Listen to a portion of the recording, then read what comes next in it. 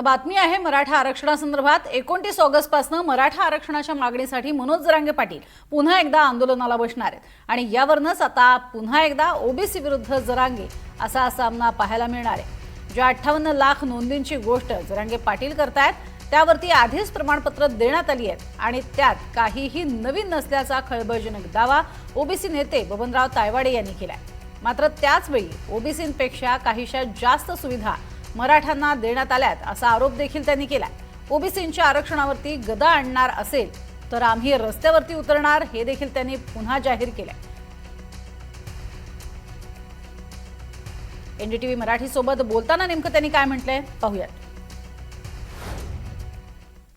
हे बघा की हा जो 58 लाख नोंदीचा विषय आहे या विषयावरती मी यापूर्वी सुद्धा अनेकदा बोललेलो आहे की ह्या 58 लाख नोंदी ह्या मनोज जरांगे पाटील यांचं उपोषण सुरू झाल्यानंतर सापडलेल्या नाही आहेत।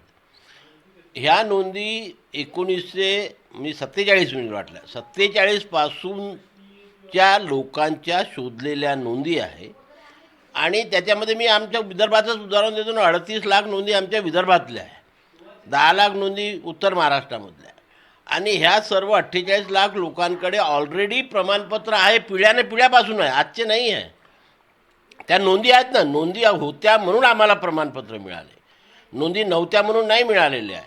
कुणबी मराठा कुणबी किंवा कुणबी मराठा जातीच्या नोंदी होत्या म्हणून आमच्या वडिलांना प्रमाणपत्र मिळालं, आम्हाला मिळालं ना आमच्या पोरांनाही मिळालं, ते आजचं नाही आहे। तर आपण सांगताय 58 लाख नोंदी होत्या आणि त्याचे प्रमाणपत्र आधीच झालेले आहेत, मग ही बाब जरांगे पाटलांना माहिती नसावी?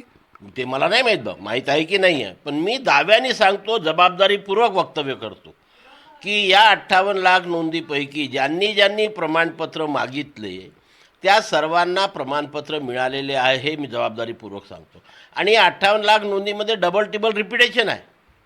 म्हणजे फॉर एक्झाम्पल माझ्या आजोबाची नोंद सापडली, माझ्या वडिलाची नोंद सापडली, माझी नोंद सापडली, तर एकाच घरच्या 3 नोंदी आल्या ना तिथे काय।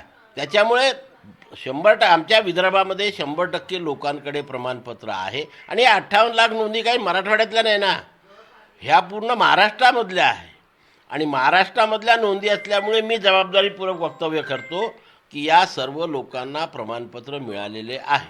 जर 58 लाख आकडा लहानसा नाही आहे, जर या 58 लाख लोकांना हे प्रमाणपत्र मिळाले नसते तर आज ही जनता पूर्ण रस्त्यावरती येऊन प्रमाणपत्राची मागणी केली असती।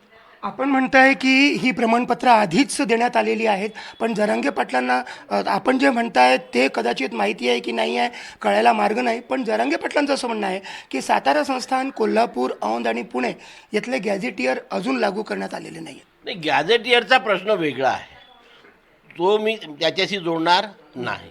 गॅझेटियरमध्ये असं की हैदराबाद गॅझेटियर जेव्हा सरकारने लागू केलं किंवा तो GR ज्या दिवशी काढला त्या दिवशी ते माझे बाईट बघा, मी त्या दिवशीसुद्धा म्हटलं होतं की या शासन निर्णयामुळे आमच्या ओबीसीच्या आरक्षणाला कुठेही धक्का लागलेला नाही।